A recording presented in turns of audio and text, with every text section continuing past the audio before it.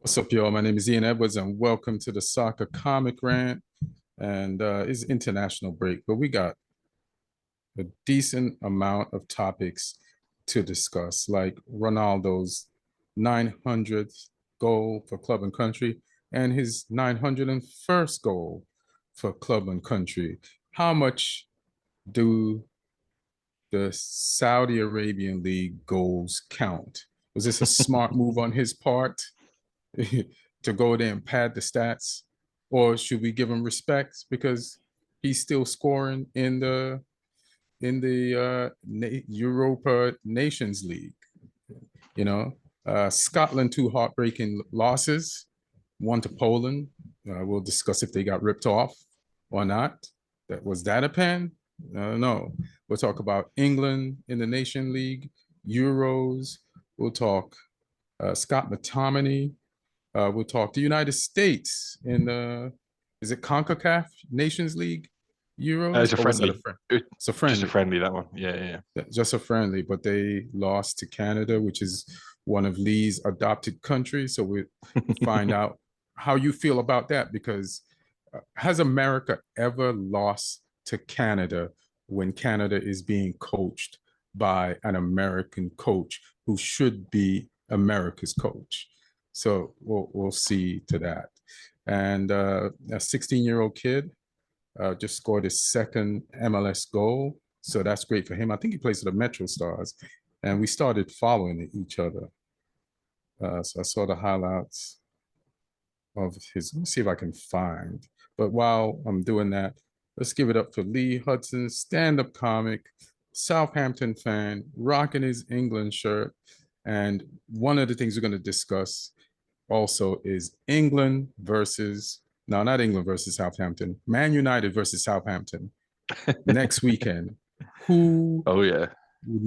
wants this and needs this more? So we'll definitely get to that. So what's up, fam? How you feeling? I'm good. I'm good. It's like you said, there's been lots going on despite the fact that it's an international break. Uh-huh. I like that we've actually got stuff to talk about, which is always good. Yeah, it's been eventful. So yeah, looking forward to getting into it. All right, cool. So I guess we talk England first, right? They just played yesterday versus uh Ireland, Ireland. right? Yeah. Ireland. And you want to go first? Like, how do you feel about the game, the new interim coach, Lee Carlisle, and Declan Rice not celebrating, Grealish celebrating how we played? Like what did you feel you witnessed? Yeah. I mean, yeah. I mean, the fact that it was Lee Carsey's first game was pretty important. Interesting that he played for Republic of Ireland as a player, even though he was born in England. He Mm-hmm. chose to play for them. And there was a whole big thing like before the game because he said beforehand that he wasn't going to sing the national anthem, and all the Mm-hmm. media were trying to sort of whip that up into a storm. Um, but it's like he's wearing the badge on his chest, like he's a football manager. Right. It doesn't make an absolute tiny bit of difference. Mm-hmm. But people love symbolism and stuff. So, but it's like he didn't ever sing the anthem when he played for Ireland either. Oh yeah. It's Yeah. just something he doesn't do. So it's like, yeah, okay, cool. Who cares? But the media tried to, it's people love clicks. People love whipping people up into those sort of things. So yeah, that was going on before the game, and then obviously there was the narrative Just of just so you know, I've never sang the British national anthem before a British match, but I've also never played or coached England. But I don't know if that matters. I don't think it does. Um, Damn. but like there was the whole thing about keep going on with like media stuff and narrative, the whole Grealish and Declan Rice thing, Mm-hmm. because obviously they both played for Ireland at youth level and at senior level in like friendlies, and then Mm-hmm. switched to England once they realised they were good enough to play for England. um, and Which like they were anybody would getting do. yeah, they actually want to play in tournaments. Hmm. It's they were getting booed. There was signs in the stands where people saying like, the two snakes and stuff like that. And yeah, it was quite interesting. And there was lots going on. Like the English national anthem got booed in the stadium as well, and there was lots of stuff going on outside the stadium. Ireland fans chanting about the Queen being dead and stuff like that. It was Man. this is like, it's up there with, in terms of like international football, with derby games. I think we haven't played in Dublin for a long time as well. Mhm. So there was all that going on, and then once the game started, that kind of got forgotten about until those guys scored. But initially, the lineup was something that interested me, because obviously there was a few players missing out the squad through injury and stuff. Bellingham being like one of the key ones. He was like one of the main starters from the Euros who wasn't available. And so it was kind of like, okay, who's gonna play as a number 10, because Rice and Mainu have kind of locked down that midfield pairing now, it seems. Right. Under two different managers now, so they seem to be the first choice there. And then it's like, okay, who's he gonna play as a 10? And I saw the lineup come out, and I was like, oh, that can only mean Grealish as the 10 once he put that lineup out. And that was an interesting one, seeing him being given that license to play in there, because I saw a stat, he's only played there 3 times for Man City. He played quite a bit there coming through at Villa. But yeah, only played there 3 times for City, but he's got like the technical attributes to play there. And he showed that, he can receive the ball under pressure and protect the ball and link up play as well. So it was interesting watching him and joining up with the wingers as well. Having Anthony Gordon starting, I mean, that just showed you, the first half especially, like how mystifying it was. That's why all the England fans were mad that he wasn't getting any minutes really in the Euros, because he stretches teams. Like, he plays out on the touchline, he gets the ball, he runs at defenders. He gives them something to think about. Even if there's not always an end product, it's like he's causing problems and he's imbalancing the opposition team, because they've got to pay attention to him and maybe even double up on him. And yeah, it was good to see him play. And obviously, the 2 goals, Rice didn't celebrate, which he says was out of respect for his grandparents, who are from Ireland. But they're dead, so it's like, you can't, celebrate your goal. You scored for your country. Celebrate the goal. You're not disrespect. You're celebrating the fact that you scored. You're not celebrating the fact that you scored against your dead Right. grandparents' nation. It's not going to do anything, kind of thing. And the fans have been Celebrate. Go ahead. the fans were calling you a snake and booing you and stuff. Like, Uh-huh. you give it a little fist bump. You don't need to go crazy. I'm not Right. talking about an Adebayor style run the length of the pitch to their end and do a knee slide in front of them. But That's what I'm talking about. Do that. But yeah, I mean, I like that Grealish celebrated properly when he scored. He gave it a real celebration. Mhm. And that second goal was beautiful as well. The move, the one touch passing to set that up, and the first goal, even that ball from Trent was ridiculous. Oh yeah. I like that Carlsey's just going, yeah, he's a right back. I'm going to play him right back and let him do his thing, kind of thing. Like, he was drifting into the middle to set up play Mhm. sometimes, but he was playing. He's not a centre midfielder, so let him do it from right back. Let Right. him do the inverted fullback thing, and he can still distribute the ball with quality there. I don't know if he's necessarily always the best option there if we're playing against a top nation who are going to pressure us on the wings, but for this game, perfect. And that ball was unreal to put Gordon through for the chance that led to Rice's goal. But yeah, and then second half, I was falling asleep almost, to be honest. But it was kind of like, the job was done. Ireland changed the tactics up a little bit. They tried to adjust to stop the threats, and credit to them. They came out and they made a couple of chances, and they improved. And England sort of, think, took their foot off the gas a little bit, which is disappointing, because I would have liked to have seen us win that more convincingly than we did, because I think it was possible. But it is what it is. Good to see Gibbs, White, and Gomez come on for their first Yeah. caps in the senior team. Kazi knows them from under 21 level, so it's good that they came in. I don't know if you saw that pass from Gibbs White as well that put Saka in for a chance. He Yeah. played it like the outside of the foot, just sort of curved it through. That was nice Mhm. as well. So yeah, it would have been nice to see a bit more sort of intensity and attacking from England in that second half. But I think the players kind of knew the job was done. But if Ireland got one back, you never know. So I think killing off that game would have been the better option. But, I think overall it's a solid start for Carlisle, because that's not an easy game. Like I say, all the stuff around the game kind of, ramps the pressure up a little bit in that one, because it's an international equivalent of a derby game. And we came away with it with a win, a clean sheet, even though we're missing a couple of players. So, it's a good enough start. It's certainly not harmed his chances of getting the job full time. Whether he will or not, I don't know. And then, we play Finland next, which will be interesting. I've had one of our Finnish followers hit me up on Twitter, basically just telling me how bad Finland are right now. I think they just got beat by Greece 3-0. Yeah, he was just like, you're going to have an easy game this week. He's like, we got a couple of good players, but he's like, yeah, it's not like, he's like, we're pretty much at our lowest point now as a national team. It's not great.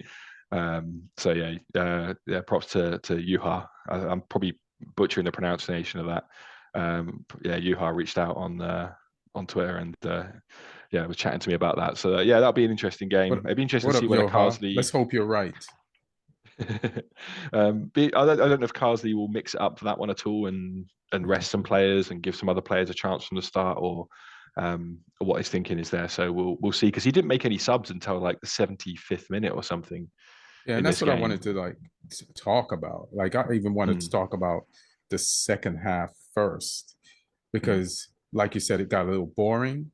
And, the players have played the Premier League season, Euros, then back to the Premier League season, and then into this international break. And I feel like Scotland's going to make some adjustments in the second half. You have all these players on your bench. You're new. You want to see them. You kind of have the game. So I know you want to get the win, but I feel like a lot of the players on the bench are just as good as the tired ones that are on the pitch from just all that, what I just described. So it's like, make the substitutes sooner and, just maximize the use of the players. Don't be like Southgate was and take to like the last 10 minutes, 15 minutes of the game to put people in, So that's why I was like, as soon as we started to drag a little bit in the second half, I was like, hey man, make these subs. I know you see this. Don't not see this. I see it clear.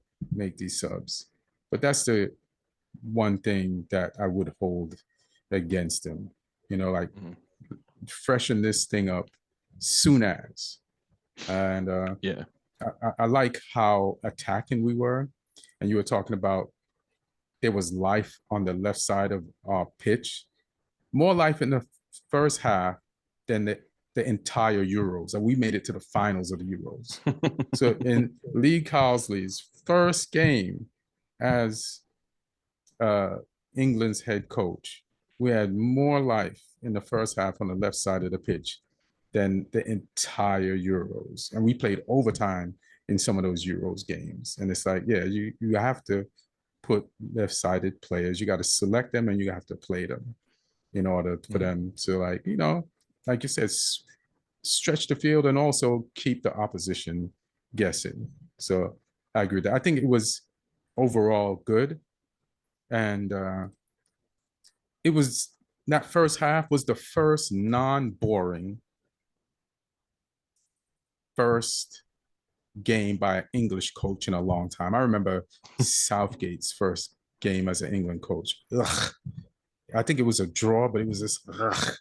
I remember who did Southgate replace from the scandal?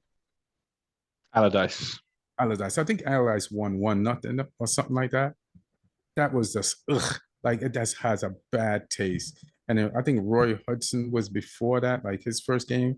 I don't know if he won or not. I think it was a boring draw, but ugh. Like, I just remember those three. But this one, like, especially that second goal, everybody down the right touched the ball.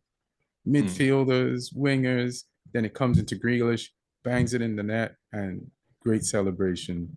And yeah, everybody touched that shit. So team football, attacking England style, showing off the potential, and especially when we got key players that didn't like play for the team. So give him a lot of pluses, and I'm excited to see Finland get battered. No excuses, Johan.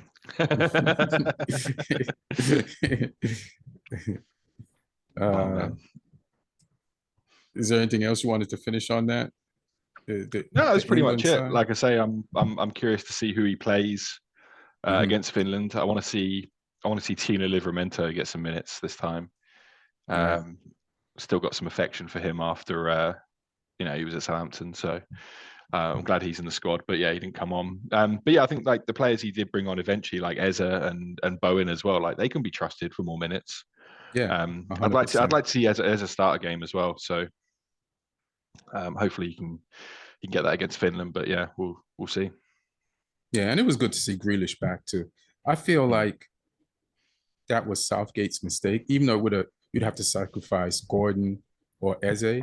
If Southgate had brought Grealish, he would have trusted to play him more in the Euros and substitute him in sooner than he did any other player from the left that he did bring to the tournament, because he's like, I know this guy. I've put him in before.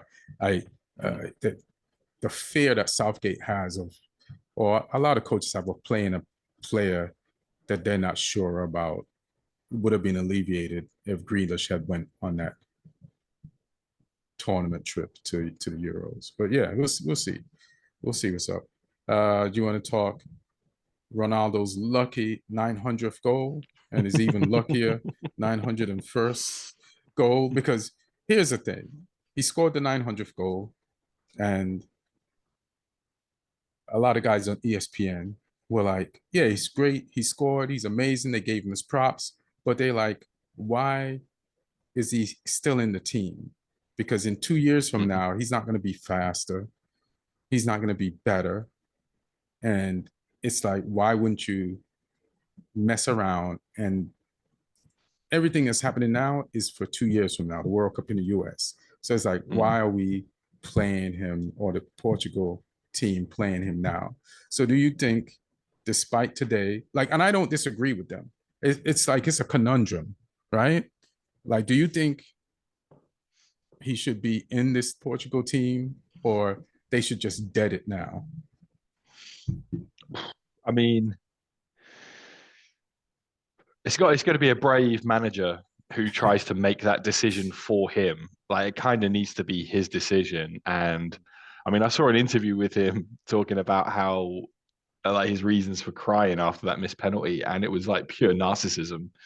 But I kind of feel like his narcissism is what has made him the player he is, kind of thing. Like, he wouldn't have been as great as he was at his peak if he wasn't a huge narcissist. So that's just who the guy is. And I do feel like, not necessarily for Portugal, but I do feel like he is going to play professional football until he scores 1,000 goals, even if it means he has to go and play, I don't know, in in like some crazy league. If Saudi Arabia gets too hard for him, if he has to go and play in some crazy league where all the other teams are amateur but he's on the only pro team or something, he will hear score that, 1,000. Millwall? You got a shot. Wrexham, you got a shot. No, the championship be too hard for him. Players can actually move in that league. So he's gonna have to go out to, I don't know, like Malaysia or somewhere, I don't know, and just play in some crazy league. It's yeah, he will do that. I think he won't stop playing club football until he scores 1,000, which I reckon will take him at least the next 3 years, depending on his rate. If he's in a league where he can score, 30 odd goals a season. But I think he'll keep going until he does it. I think that's because there's only one player who's done that before, or sort of claimed it anyway, which was Romario. I don't know if Pele did it as well. I know Romario claimed it, but it's like there wasn't much proof for it. Whereas Ronaldo, he did an interview recently being like, all 900 of my goals are on video. They're all documented, like they're official. And he's like, and I watch them every day. It wouldn't surprise me. But yeah, I mean, he got 900, he got 901 in these games from a combined total of about 6 yards. Wow, that's a diss. That's a sneak diss. But no, I mean, to be fair, like he was doing more than he did in the Euros. They were good goals against, not necessarily, they weren't easy teams. Croatia are decent, Scotland are Right. decent. They made him work for it. But I mean, and then he did really well because they were like whipped balls, Mhm. both of them, into the box, and he got there ahead of defenders. He had to put it, he had to be there in the right position to put it in and get ahead of a defender. So I'm only kidding when I say it's they were super easy. Like, you got to be there. But yeah, I mean, he's a great player, and it's a hell of an achievement. And yeah, like I say, I don't know when it'll be his choice though to stop playing for Portugal. I don't think anyone gets to make that choice but him. I mean, I disagree. I disagree with it because he was absolutely terrible in the Euros. right. You think? I mean, there's a lot of people who are terrible in Euros, and then there's people who are good in the Euros. Like Harry Kane was terrible in the Euros. Now he's back at Bayern and he's doing his Mm, thing, And then if Ronaldo wasn't that great in the Euros, it was just evident you couldn't even hide it. But yeah. he's in this tournament. Like, does this tournament was these games like a part of like qualifying for Europe, or were they just Nation League games? Like, it's funny. This is one thing I did want to talk about, how I used to understand football and I've never stopped watching football. So there's no reason why I shouldn't understand it, but they've changed so many things. Like, I don't know how the Champions League works. For most of my football watching life, I understood how the Champions League worked. Then they changed that. They've changed like from friendly games to Mm. Nations League and friendly games and qualifiers. So now I'm confused. Like, how important was this game? And then every team is not playing in the same thing at the same time. Like, Yeah. America played Canada in a friendly. Meanwhile, other teams in the CONCACAF played probably in the Nations League, right? It's not, Mm. everybody's not on the same schedule. Yeah, I don't pay enough attention to it to know. I know all the European games are Nations League though, Right. but they're essentially just glorified friendlies, but they're grouped into ones where you're meant to be playing teams of sort of an equivalent level. But Mm-hmm. you can be moved in and out of those groups, and like England got moved out of the top group, which is why we're playing like Republic of Ireland and Finland. I know, but why we moved out the Um, top group? We made it to the finals of the Euros. That you shouldn't be out of the top I group. think I think it's based on the last Nations League. I'm not sure. But what it does mean as well, which was a great story from last week, was some of the teams who normally get whooped by everyone have a chance to win a game. And San Marino won their first game in like 20 something years by beating Liechtenstein 1-0. First game in 20 years, I think it was. And do you know who the last team they beat was? Liechtenstein. Liechtenstein. So yeah, I mean, I'm gonna be hitting up the Liechtenstein FA in the next few days to see if they need a coach because they can't let that happen again. Um, Hilarious. yeah, you are at rock bottom of international football if San Marino are beating you. Because like San Marino, I've been to San Marino. I've been to both. I've been to San Marino and Liechtenstein. Um, Why? because they're part of other countries or they're inside other countries that I visited. So I was in Mm-hmm. Italy, and San Marino is like a region within Italy. Like it's almost like it's a town essentially, but Hilarious. with like a mountain as part of it. I've been to the international stadium. This is how small a nation they are in terms of What football. language do they speak? Italian. It's pretty much Italy. It's just like Oh an shit. autonomous region within Italy. It's not far from like Bologna, Italy's like, we don't want around this. there. I think it's like I don't know if it's like I think it's like it was like a tax haven or something. I don't know. But yeah, I went to their national team stadium when I was in San Mm-hmm. Marino. This is a few years ago, and I just walked in. Like I just walked into the stadium, um, and there were like because it's got a running track around the pitch, and Uh-huh. there were just like pensioners just jogging around the running track. That's like where they go for their daily exercise. That's how small the national team stadium is. But I like that. It was cool. Like I was like, oh, there's like because most of the main nations have played them, so like a lot of really big players have played on that field, which is kind of crazy. And Did yeah, you bring a ball Liechtenstein, and juggle I didn't on the know. pitch? And like Liechtenstein, I've driven through Liechtenstein, the whole country, in like half an hour. And where is Liechtenstein attached to? Like It's in close to what's the between. border? It's in between Austria and Switzerland. It's like Oh, okay. down the border of those two.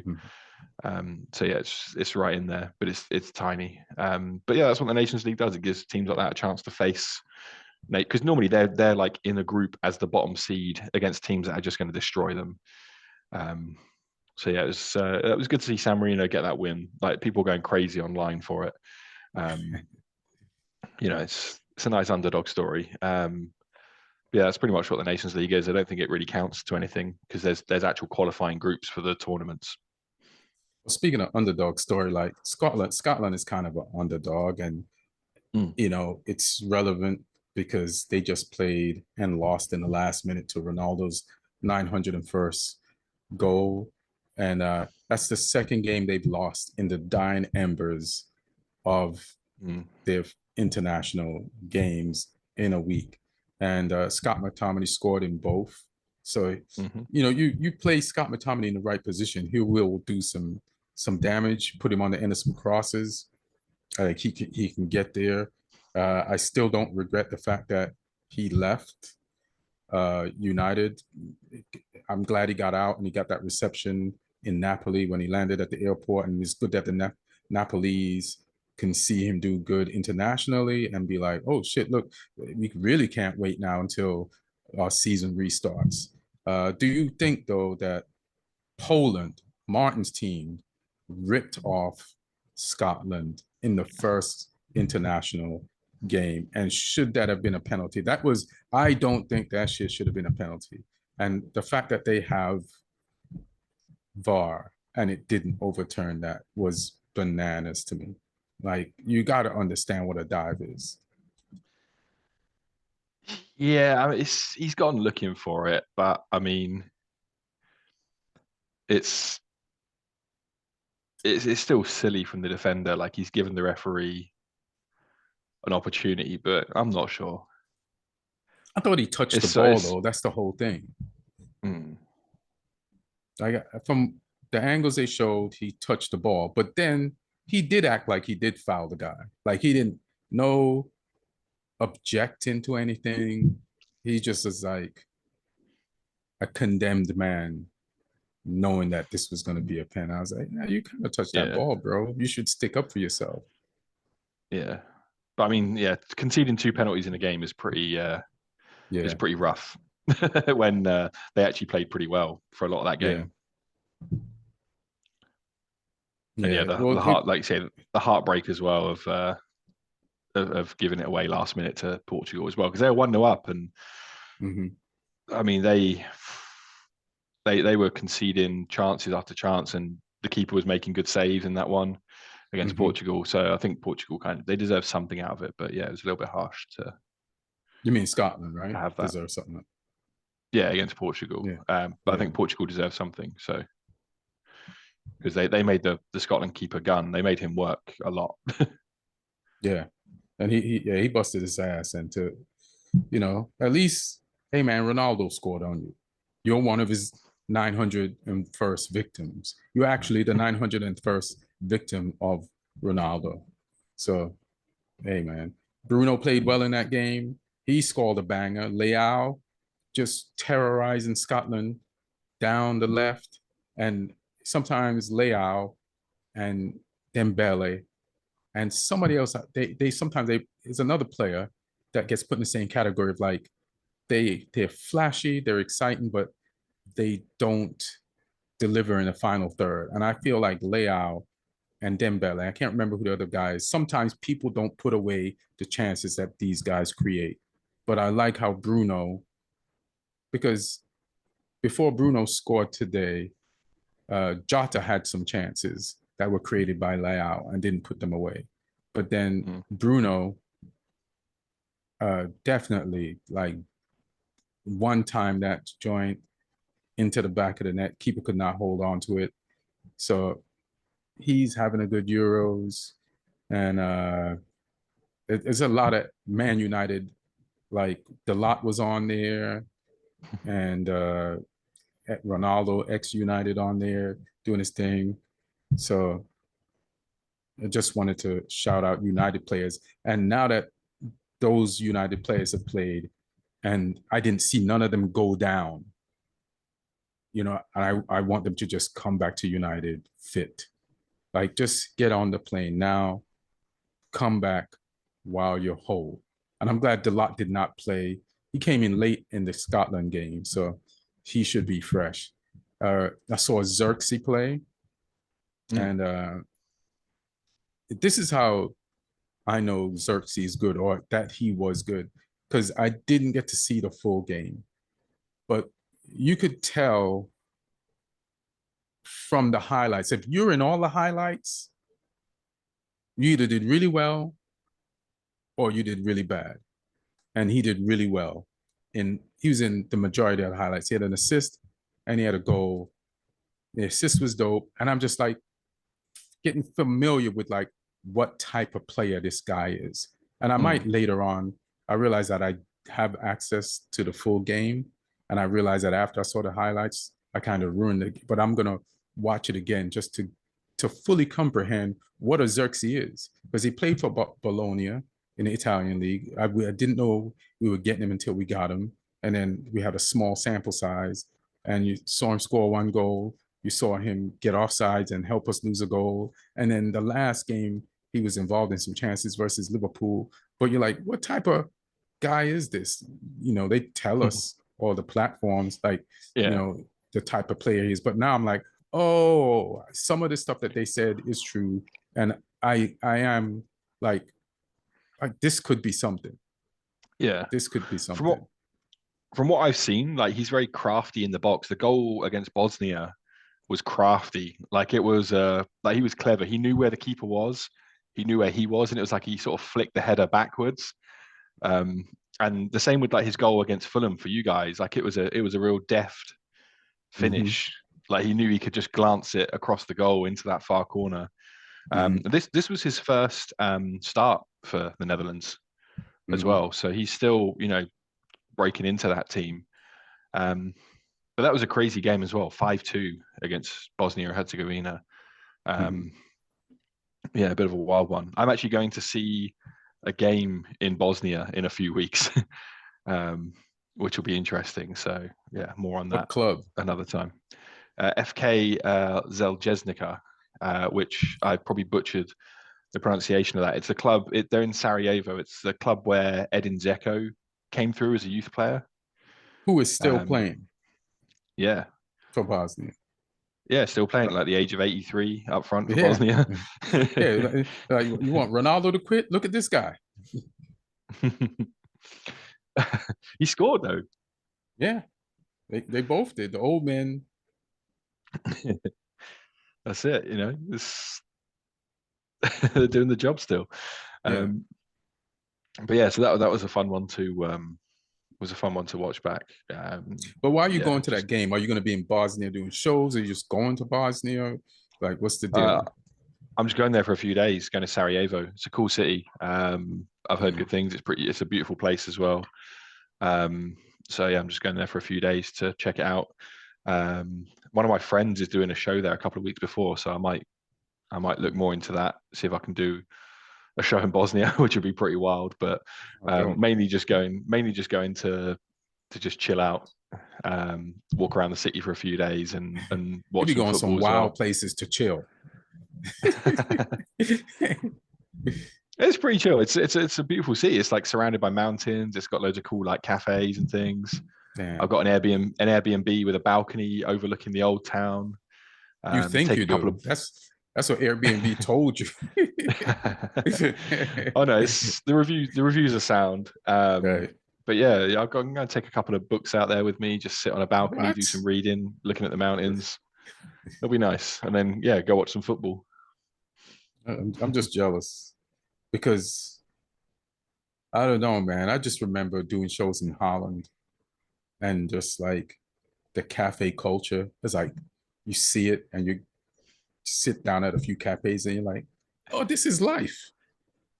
You know, you sit at a cafe, you talk with some friends, you people watch, and Mm. you're completely fulfilled. You're not on your phone. You're just in the atmosphere. The atmosphere is in you, and you're like, I mean, this is the meaning of the, life. the cafes in Amsterdam are a little bit different. No, but I'm just talking about even the food. I know, I know, Yeah, I'm yeah, kidding, I'm yeah, kidding, yeah, I'm yeah, yeah, kidding. yeah. Just European cafes, whether they're Yeah. different or not, you know, Mm. they hit right. Yeah. Yeah, for sure. You want to talk about USA versus Canada? It's a friendly, but was was Poch coaching this game or he's not there yet? Like, No, no, no. It's so not even been announced yet. so why do we know? What's taking so long? And Jesse I think they're Marsh, probably, I think they're probably still having to convince him. that means he could still back out of this. This could be an Oh embarrassing. yeah, That's crazy. yeah. It's, Mikey Varas is the interim coach. Mm. Um, but yeah, this game was weird because it's like it's a friendly, but it's not a friendly because it's USA Canada. So there's like, there's some real pride at stake here, and the fact that the US men's national team is in like a bit of a, I wouldn't say disarray, but I mean no, disarray probably is the right word. Yeah, it is. Um, you think they'd want to, have a positive experience here, and they played the game in Kansas, and like half the stadium was empty. Um, it was pretty embarrassing because it's not a huge stadium either, but there was Mm-hmm. like big like patches of empty seats. There was like behind one goal was pretty full, but the rest of the stadium when it panned around, I was like, oh, that's rough. Um, and they played a strong team as well. Like they had Yeah. like the main guys were in there, like up top they had like Pulisic and Aronson and Balogun, and like Yunus Musa was in the midfield. Um, Richards and Ream at the back, and yeah, just they were so open. Like I'm just looking at the stats now. Like Canada only had 42% possession, but they had 17 shots to USA's 8, which is pretty wild. Like the US keeper was busy. Schulter, he was having to make a lot of saves, and yeah, just not a great performance at all from USA. And if Poch is going to go in there, he's got a lot of work to do. Um, and I kind of feel like it's not a good move for him, because even though they're a shambles, a World Cup on home soil, the expectation's still high. Mm. But it's such an absolute clusterfuck of a federation, um, that even with Poch's ability as a coach, I'm not sure he'll be able to get the support he needs, because there's so much potential in the US for football, and to create a really strong national team. But then there's also so many obstacles in the way as well at the same time to unlocking that potential. So yeah, whether or not he'll be able to go in and do that within within less than 2 years, I don't know. I mean, I mean, first of all, I root for American football, but I'm happy. I like Jesse Marsh. We wasn't fucking with him, and he went to Mm. Canada and he beat our ass. So we deserve that. We also have to admit that Canada's team right now is probably better than America's team right now because Mm. they just are. Like we do better in tournaments than them. They get a little excited, when they get in tournaments and leave themselves a little bit open. So hopefully Jesse Marsh can fix that for them. Like they were pretty open in that last World Cup and they created a lot of chances, but just couldn't win games. They had Morocco energy before Morocco went on that great run in that World Cup, where they made it to the semis. But Mm. and you could tell that, oh, these have got some good parts to it. And they got that, they just need to be more streetwise and professional. Mm. Like America, we have a decent team right now. But no matter what Poch does with them, is never going to be good enough.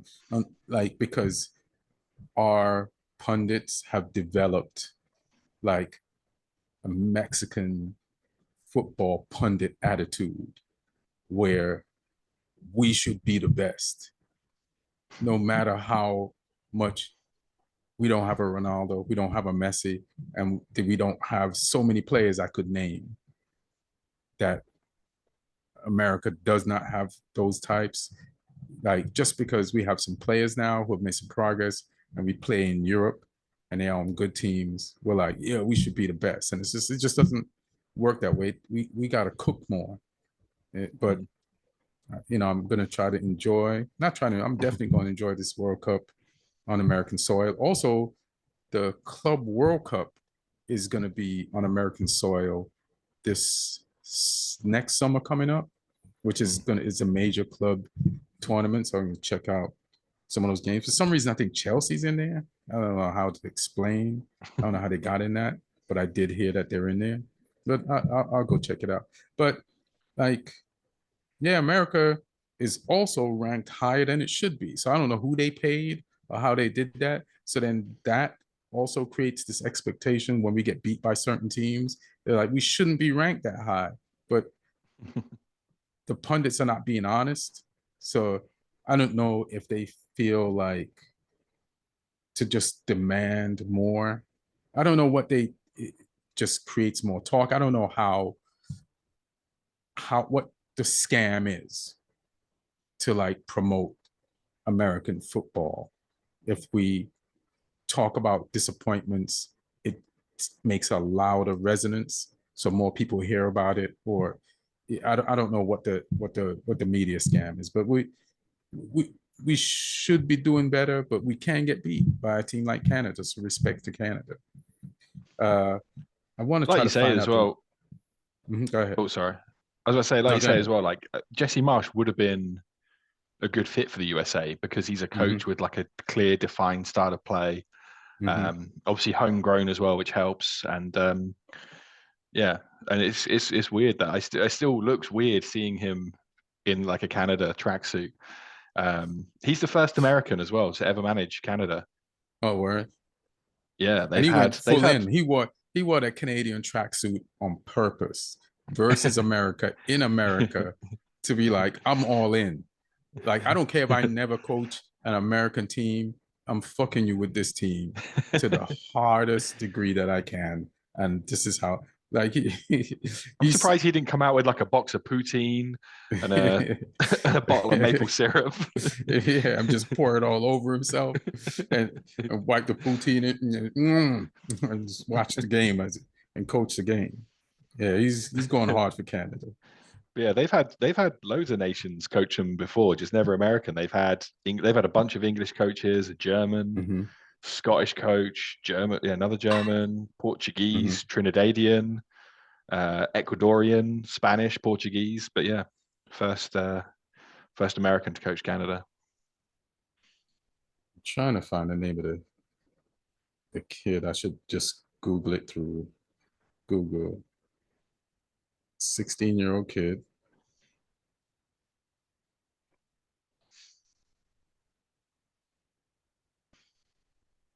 Scores.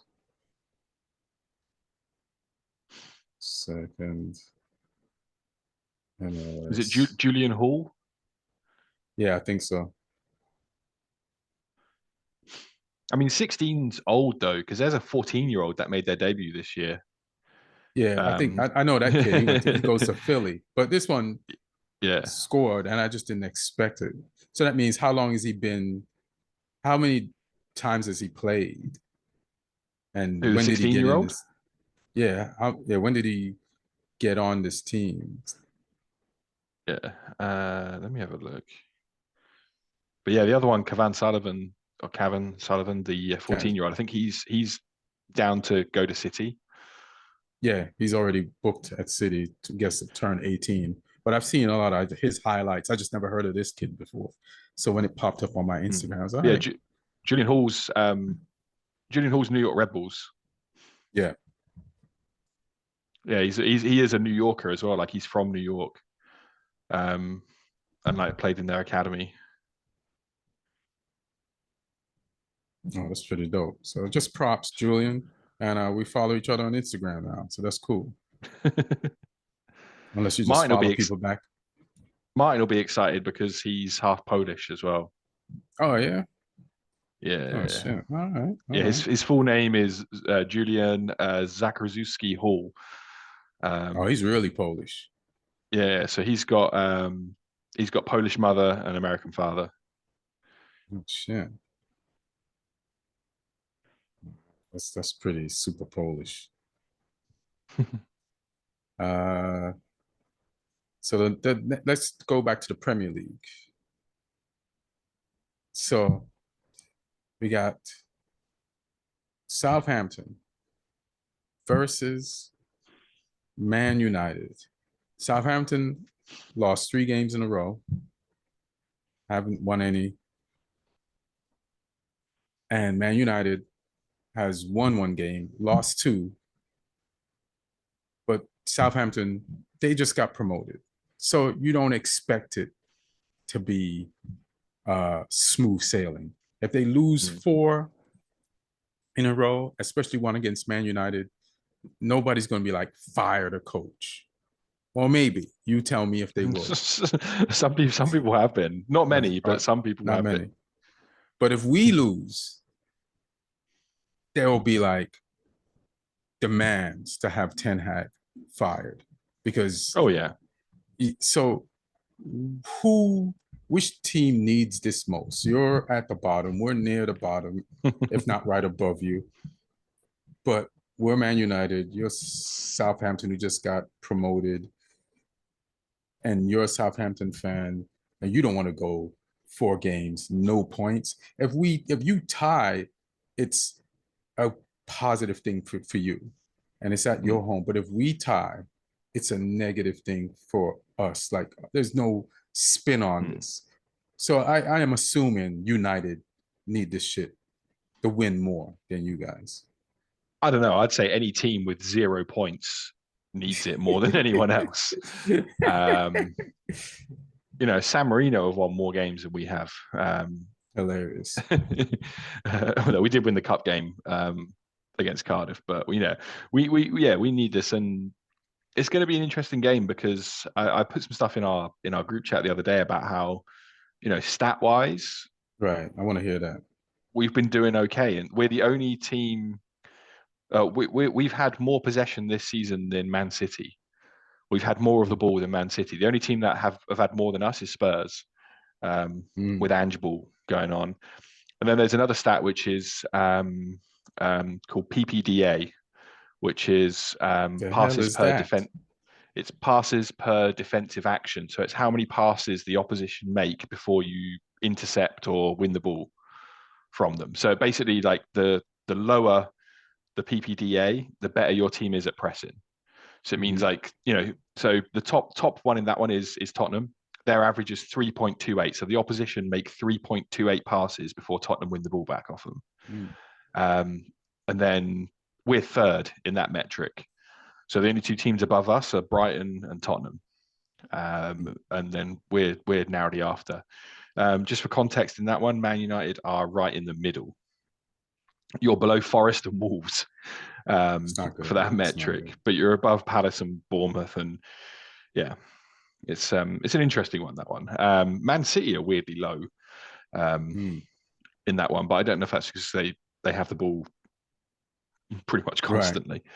Right. Yeah.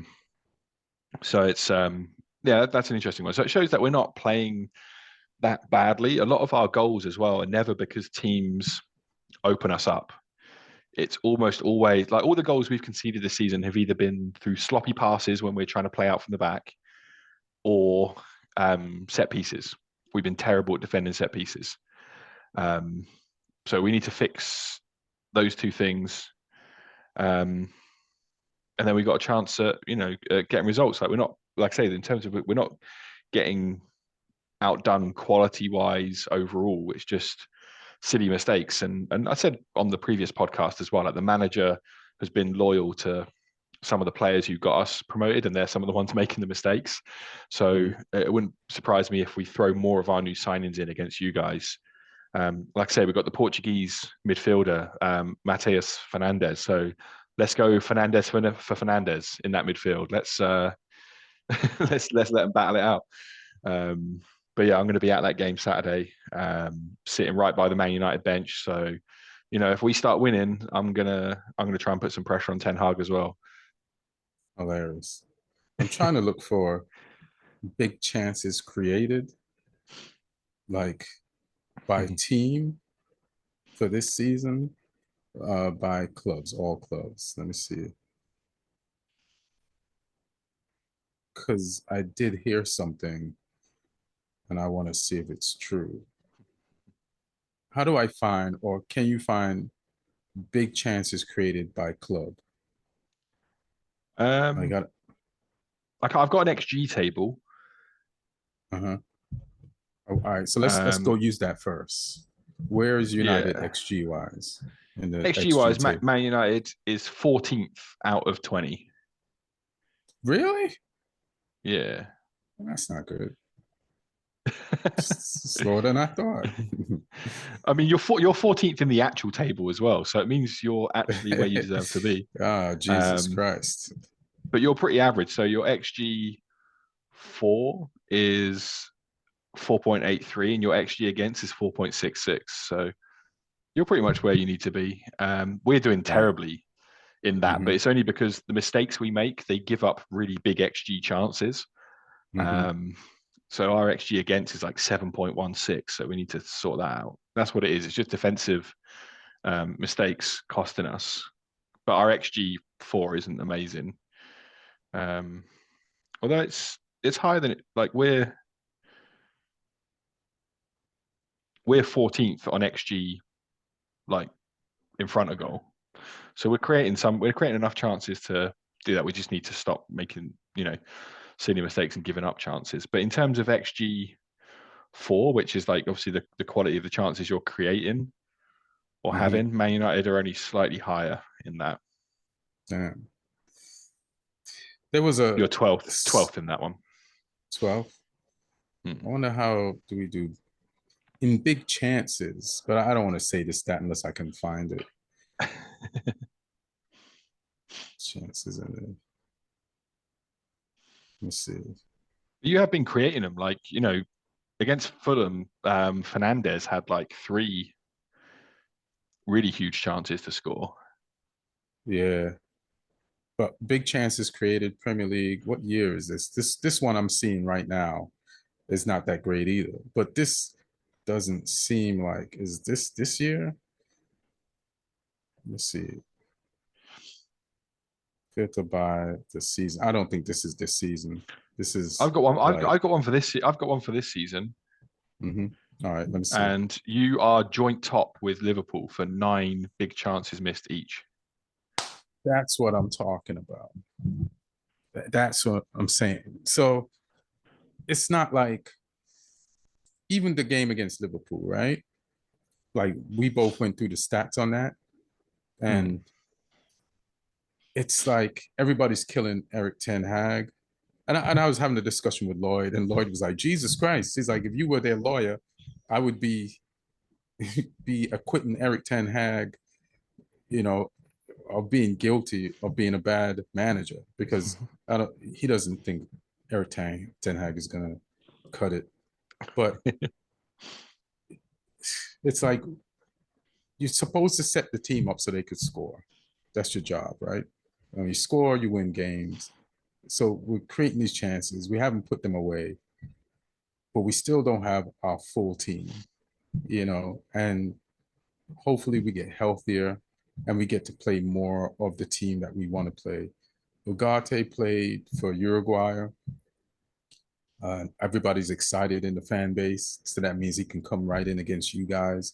But I saw the highlights, and like I told you that Zirkzee was in a lot of the highlights for the Holland game. I didn't see a lot of Ugarte. And then I saw like an individual compilation of Ugarte, like the 3 minutes that he was on the ball.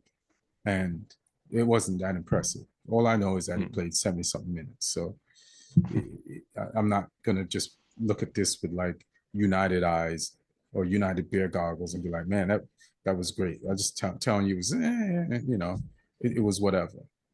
So, but we'll have him. And I just want us to have an Erik Ten Hag to get a chance with the full team. And this is repetitive, but everybody that's going in on United, in Erik Ten Hag's first season, when people were healthy, he could make substitutes that would impact games in a positive way. Last season, we had so many injuries. And most of the subs that he could make did not improve the team at that point because we were already starting our subs, and then now you're down to the players who are practice players that can't really have a positive impact, and you're subbing those in because your subs, who are your starters now, are tired or getting injuries. And so every time some pundit wants to slam Ten Hag, they're like, he finished eighth. He finished eighth. Then Erik Ten Hag has to defend himself, and he sounds stupid defend himself, talking about these 2 trophies repeatedly and getting into it with that reporter that questioned how open the team is. And then I was looking at football in general because I watch as many games as I can, and everybody's open.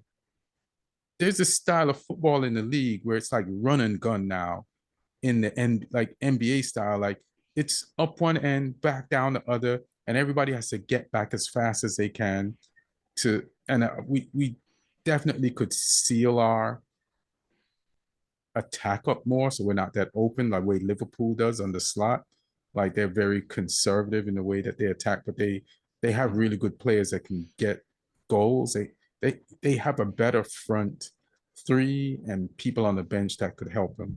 So Zirkzee's got to get used to the league. Højlund's got to come back, and we got to get like midfield players that's injured, like homeboy from Chelsea, injured. Second game, we don't have him. He would have been great for us last week versus Liverpool. He's been effective, and the last game he played for us was Brighton. So let's see. This is going to take a minute. Like I understand his Harry Potter comment, Erik Ten Hag, but you do leave yourself open. It's going to take a minute because I'm just getting players in. I just got Ugarte in and he's on the bench, and then he leaves in the middle of the game to fly to Uruguay to go play international football for Uruguay. And what's his name is injured, and Højlund is injured, and the other guy we bought, the defender who's French, is injured.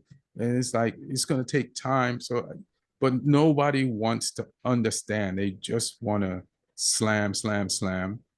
And Erik Ten Hag is in a position where he has to defend his players because he doesn't want to lose them. So when people are slagging off his players, he has to be, no, I see progress and blah, blah, blah, blah. So he's in a tough position until everybody's back and we can attack this league on a united front. So I get it. For the fans that think Erik Ten Hag is talking nonsense, I get it. From the media standpoint, that said Erik Ten Hag doesn't sound like he's making it sense. But I also get it from like the Erik Ten Hag position of like, what do you expect me to say? You're pushing me to like throw the only thing I have under the bus, and I can't. So I'm going to sound stupid because the people who are going to make me look like I make sense at the end of the day is going to be the people I'm defending. So this is the only position he could take, is to sound like an idiot and to pump those 2 trophies and to say, yeah, I've done good here. These players aren't the shit that you're talking them about, telling me that they are. You know what I mean? So, that's the math. But we need to win. So yeah, we need to beat you. All I can say is I hope he's under even more pressure after next weekend. I mean, even if we beat you and barely beat you, he'll be under pressure.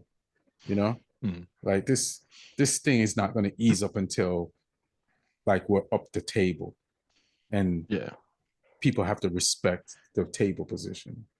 I think that's Although, just the yeah, nature of being a Man United manager, though, isn't it? yeah, Like you take that job knowing that it comes with huge expectations, and hmm, given the amount of poor management at boardroom level that there's been over the last decade or two now, hmm, like it's an unrealistic expectation some of the times that some of the fans have and some of the media have. hmm, But nonetheless, it is an expectation, so that's there, and you go into that job knowing that. So it's it's either if you're not winning games, you know that it's going to come around, and I think that's hmm, just the Premier League in general now. If some managers start losing some games, if Gary O'Neill starts losing 3 or 4 games in a row at Wolves, he's going to be under pressure, even though he's done a good job. right, Um, our manager, even though he got us promoted, some of the fans are starting to turn. Not many, but right. some. Um, it's just the nature of football, isn't it? It's everyone's expectations are slightly unrealistic. No one really can deal psychologically with their team losing multiple games. Yeah, it's rough. People It's rough. people are fragile when it comes to football, man. It's it's just it's that negativity can seep in really quickly. 100%. Uh, and we can't get out of this podcast without discussing the North London jersey, Tottenham versus Arsenal. What are your thoughts on this football Oof, contest coming up on Sunday next weekend? The the game is at derby, Tottenham.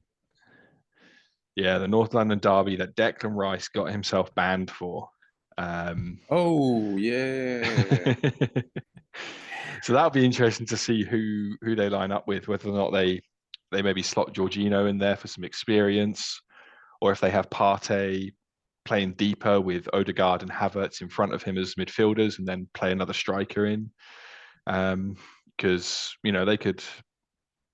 they could move Martinelli as a centre forward and put Sterling in on the left to begin with, or Trossard Mm, could play one of those positions.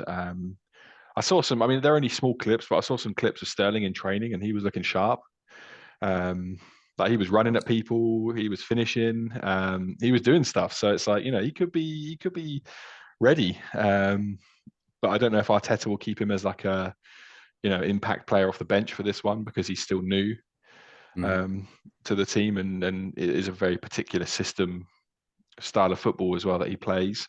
So he might want him to learn it a bit more and just have him as a sub. So yeah, it could be that Trossard and Martinelli coming for that one. But yeah, I don't know how he's going to arrange the midfield for this one, because like I say, Jorginho could come in as well. So it's interesting. But like I said, when I was talking about those Southampton stats, it was Tottenham that were at the top of both of those stats for pressing and for possession. So yeah, Ange's got a really definitive like style of play that he has as well. And even though they lost to Newcastle, like they absolutely played Newcastle off the pitch in that game.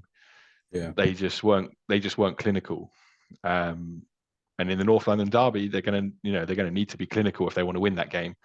And I'm looking forward to like the battle for possession, whether Arteta turns into Yes. the Arteta we saw at Man Man City City. last season, where he just was like, okay, you want the ball, you can have the ball. We're going to play on the counter instead and do it that way. Hmm. Or whether he fights to retain their identity and be like, nah, we don't care that you want the ball, we want it more. We're going to Hmm. have it. And yeah, I think tactically it's going to be a really interesting one to watch. Plus the fact that it's a derby will just increase the intensity and you know the pressure on both those teams as well. So yeah, it'd be a fun one to sit and watch. Yeah, it's tough to call, but it might be like in-game adjustments, because Mm. if if they're going mano a mano and Arsenal goes up and it's getting late in the game, then Arteta might like, let's Man City this shit and defend and play to keep the goal or counter. Or we know Posh Takaglu doesn't change, like he's attack, attack, attack, but has like recent losses, and some of the fans being, that's all you do is attack. You gotta have a plan B, and will that ever make him change and try to be a little bit more tactical with in the game. So yeah, we'll see. Like, I think because Tottenham's at home, they have to go mano a mano. It's just, what is Arsenal going to do? And so it's all up to Arteta. But I feel like Arteta likes to start the games like he's James Brown and there is band, and he's like, and they just start on fire. Like, we play the first song like it's the last song, you know?